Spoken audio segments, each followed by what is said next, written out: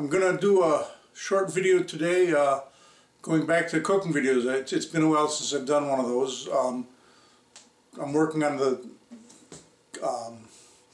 rendering and uploading all my vacation videos now, so hopefully I can manage to sneak this in either immediately after or maybe even in between a few of those. But it's about time I did a cooking video, and so it's Sunday afternoon right now, and we're kind of in a mood for pizza. But as I think everybody in the world recognizes, pizza is a very individual thing, and no two families agree on it, and certainly within our family no two people agree on what to make. Our son likes a real thick bready crust and not too much topping. I like a crust almost cracker thin and crisp and a lot of topping, and Judy can go both ways on pizza, but she likes different toppings than I do. So what I'm going to do is I'm going to start out by making the pizza dough. I'm using a recipe from King Arthur flour that is a beer pizza dough. And I'm going to read the ingredients to you and show them to you, but I'm going to read them to you as the recipe has them listed. And I'm making a half recipe today because with only two of us eating this, I know that the recipe is way too big. So what I'll show you is half quantities, but I'm going to read you the full quantities, okay? How's that for a deal? Now let's take a look down here at what we've got. Alright, we'll start with the recipe calls for 2½ cups of unbleached all-purpose flour and 1½ cups of semolina flour, or a grand total of 4 cups of unbleached all-purpose flour. So we'll go with the unbleached all-purpose flour. Again, I'm cutting it in half. The next thing they call for is 2 teaspoons of instant yeast. And if I can aim this stupid camera down, you'll see that. There we go. There's the instant yeast. Then we need 1 teaspoon of baking powder. So there's our teaspoon of baking powder. Then we need 1½ teaspoons of salt. 2 tablespoons of olive oil. And again, we're not down right, but there you go.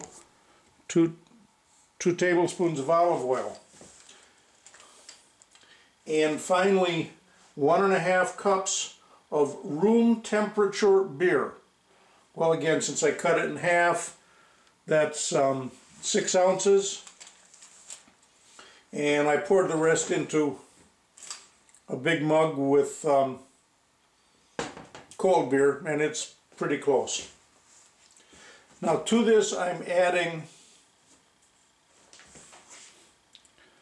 some spices. I've got some garlic powder, some Paul Prud'homme's Pizza and Pasta Magic, and a little bit of basil.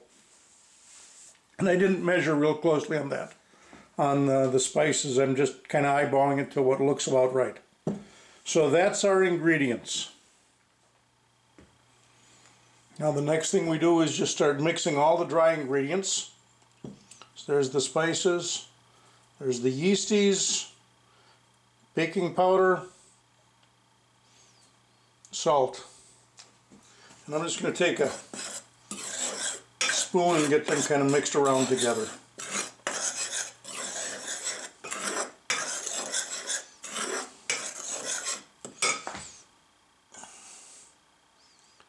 Then I'm going to pour the oil right into the beer and pour all of the liquids into the flour, and we'll start mixing this up.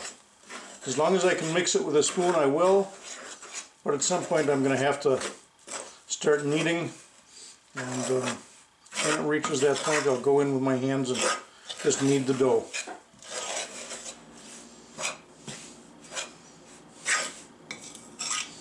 This is one of two pizza dough recipes that we kind of alternate back and forth between. Like I said, this one is from the King Arthur Flour website, and the official name of it is Quick Beer Pizza Dough. So if you want to look it up yourself, I recommend you do that.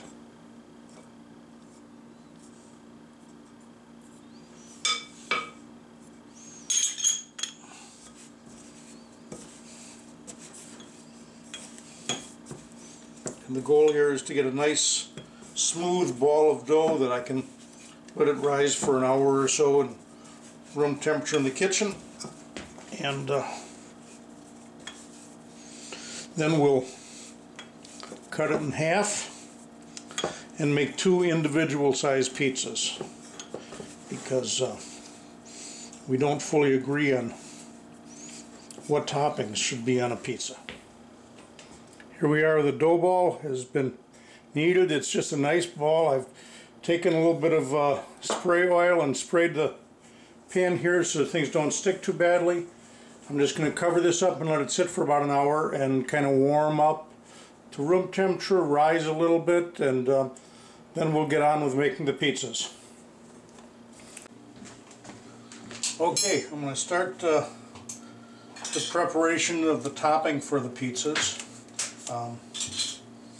Since we're not a professional, fancy, high-priced and high-temperature pizza oven, I pre-fry my Italian sausage. So we'll just pre-fry this and break it up.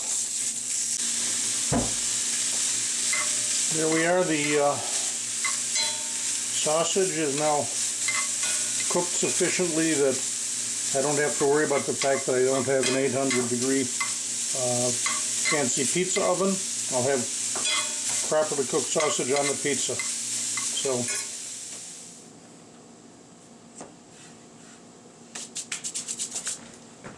I need that too.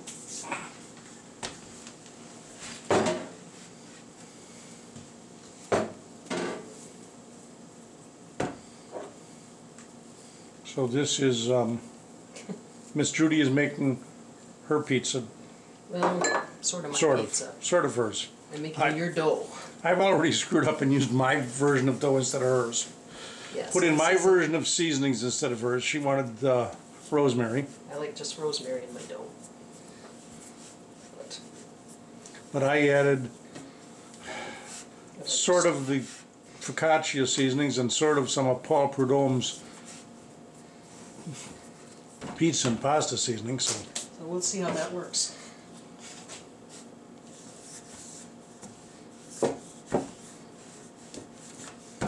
And while she's rolling out her dough, we've got the oven warming up. We're aiming for about 400.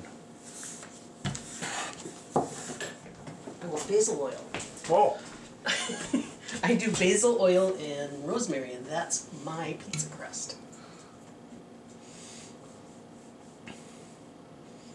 I need to remember that so I don't make my pizza crust for you in the future. That's why I make plain pizza dough and let everybody flavor it their way. I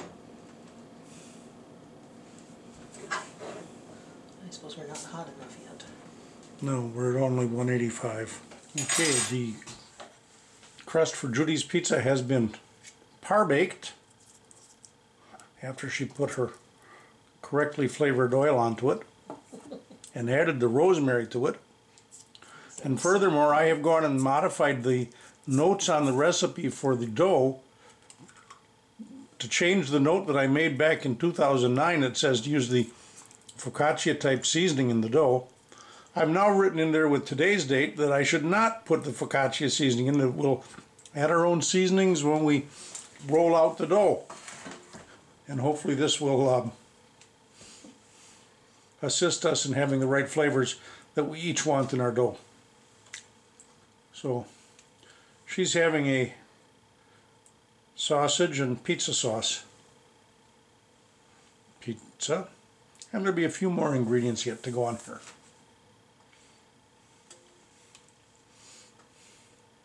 Now we also like canned mushrooms on here, so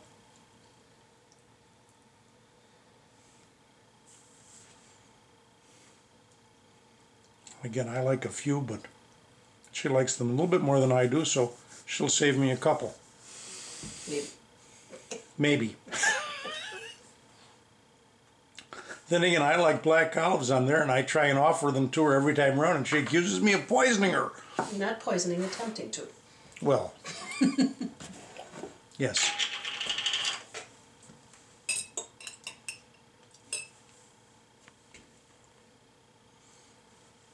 So the next thing that we both like is the mild banana peppers. Oh, I know one thing I didn't think of. What? Tomato pieces. I'm sorry, and I didn't think to buy a separate tomato for you. I didn't think of it either. I just didn't know. Oh, So crap. we forgot to buy the tomato for tomato pieces. Next thing to go on is some bits of roasted red pepper.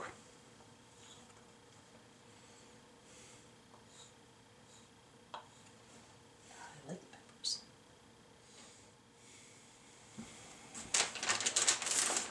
And finally we begin to put a little bit of mozzarella cheese on.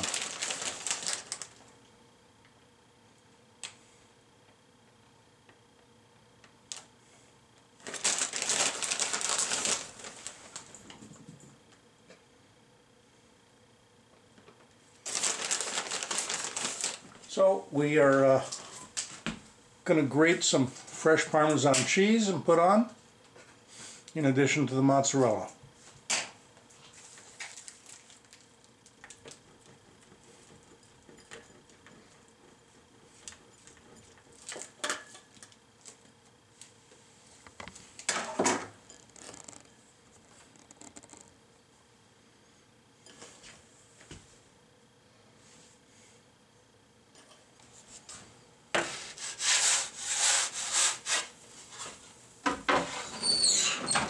Pizza in the oven, and we leave it bake for a little while. And there we have Judy's pizza out of the oven, ready to be cut and tasted.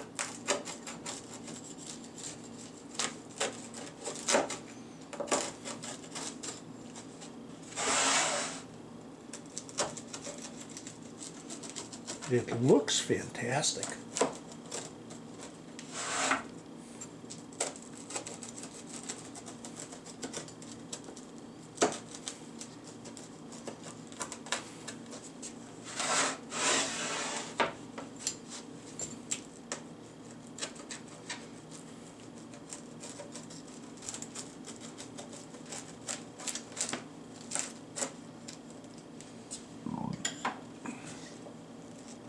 So it was probably too hot to taste in the moat.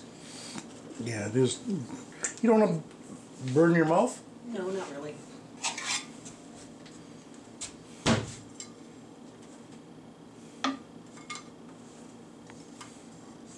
Just gonna wait. Okay, and I'll start rolling out my pizza next. Stay.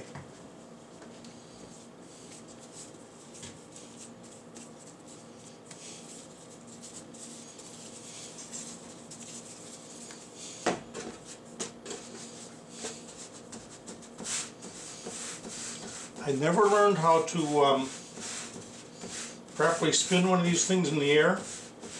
I know there's a commercial, it's pretty regular on YouTube, that does that. Never learned how to do that. And I'm not about to try it now and have this thing end up all over the floor.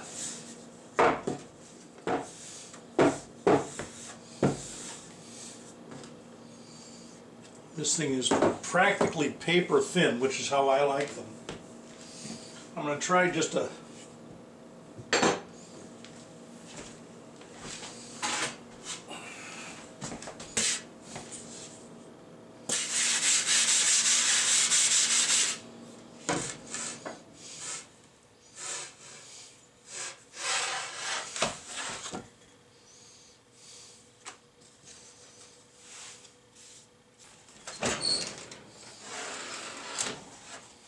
And we'll par bake this guy for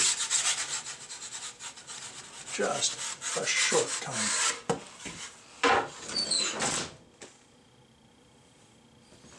Alright. Mine looks pretty well par baked. Looks pretty good, huh? Okay. You have a nice thin crust. Time to start filling it up with our good stuff.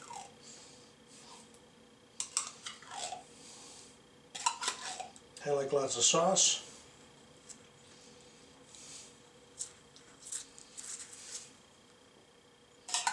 So I'll use the rest of the can. I'm using Contadina pizza sauce. The pizza joint that I like to go to in town here is called, well, it used to be called Frank and Pat's. Now they changed the name to Cranky Pat's. But they haven't changed the recipe since the late 1950s. And one of the things those folks do, unlike most people, after they put the sauce on, they put the cheese next. They always use slices of cheese, but I'm going to use the shredded cheese. And put that on second, and put all the other toppings on top of the cheese. We'll have a second, another small light layer of cheese over the top of this. Now let's scatter a little bit of sausage around.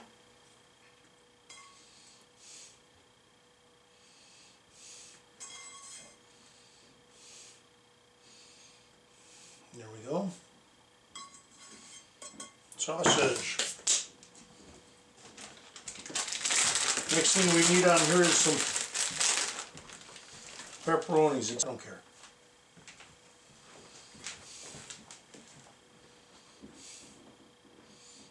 Now we'll put on a few Vlasics mild banana peppers.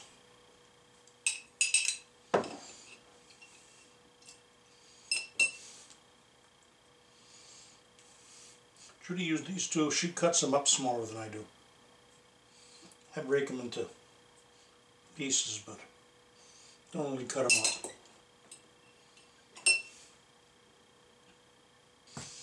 Let's add a few mushrooms. Again, we're really weird like this. When we call the pizza place, we always ask for canned mushrooms. A number of people like the freshly sliced raw mushrooms. I don't. I'm weird like, whoa, I just lost an olive. Well, we'll pick that up later. Or the cat can eat it.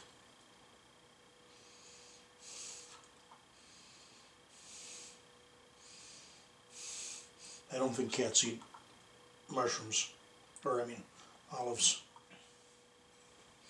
Just as Judy did, I'm going to put on a few bits of red pepper.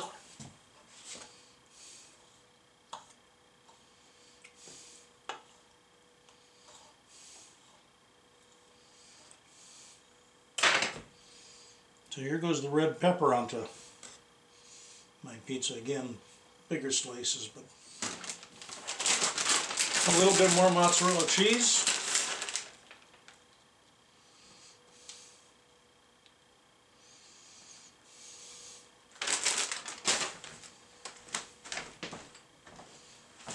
Some freshly grated Parmesan cheese.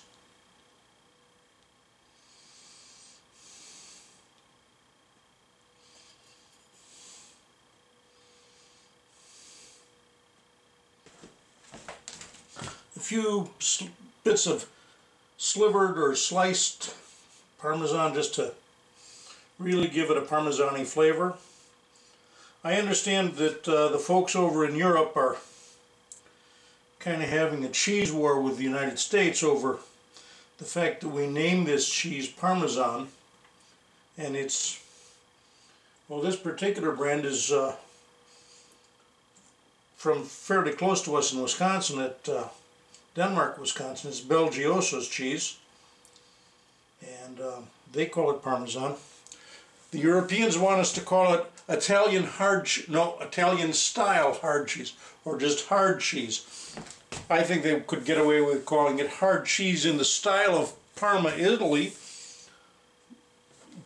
or Parmesan style hard cheese, all of which are perfectly good names for a wonderful cheese, whether it's made using the same recipe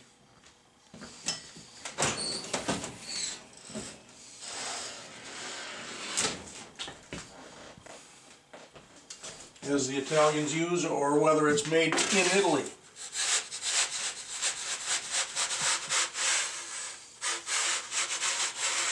There we go. Onto the pizza stone, and we will let it bake for a while. Alright, it's time to see how my pizza's doing. I'm all ready.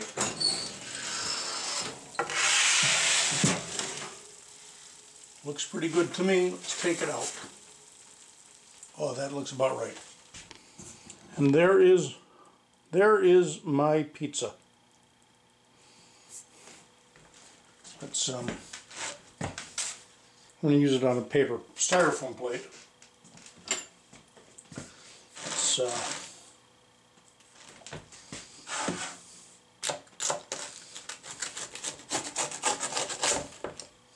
cut this puppy up.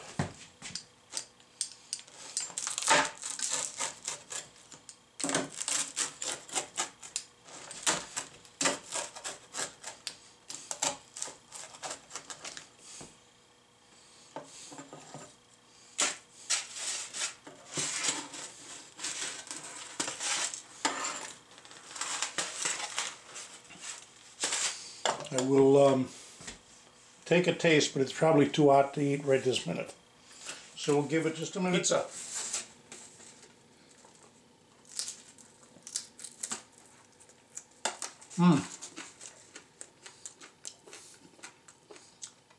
Very yummy. I like it done this way. Obviously Judy likes it done a little bit differently. James wants his crust that thick, and you wave the sauce past it. Everybody in the world has their own idea of pizza. You go to sites like Domino's or Papa John's, or there's a million of them, and every pizza is different.